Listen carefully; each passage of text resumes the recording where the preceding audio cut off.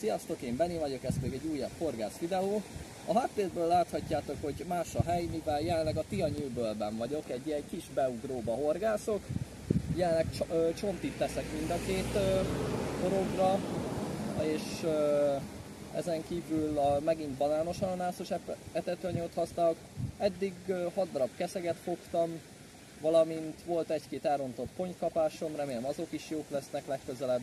Aztán ha még fogok bármit is, vagy lesz valami, akkor majd jelentkezem. Na akkor itt a következő hal, ismét egy bodorka keszeg lesz. Osztanám ki belőle a horgot, mert kicsit benyált a szegény.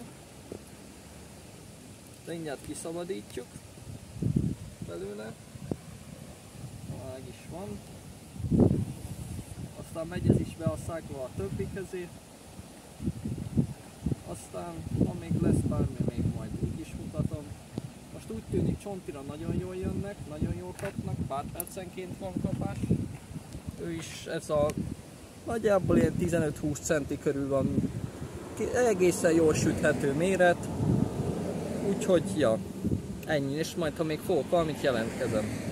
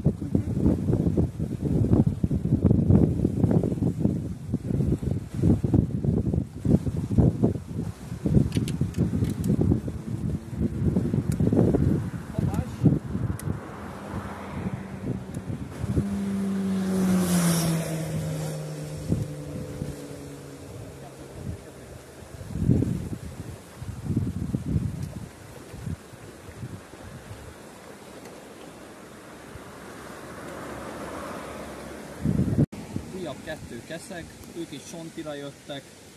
Azt hittem, a nagy szél miatt nem fogom megérezni a kapást, mert nagyon fújt a miatt is a kapásjelzőket, de végül mind a 2 látható volt. Úgyhogy újabb 2 keszeg, azt hiszem már 8 halnál járunk összesen. Azt, hogyha még fogok valamit, majd jelentkezem. Na hát srácok, ennyi volt ez a mai horgászat. Végül szerintem nagyjából 10 keszeget fogtunk. Máshol nem jött, bár de a végén volt egy küsz, amit nem mutattam meg, az nem tudom, hogy szedte fel az ekkora horgot, de fölszedte.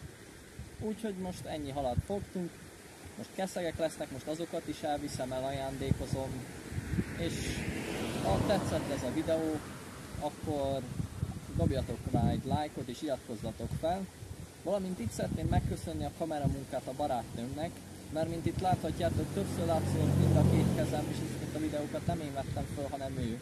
Úgyhogy most össze volt egy kis segítségem is a videóhoz, úgyhogy ezt nagyon köszönöm neki. És hát, na sziasztok, én Benni voltam.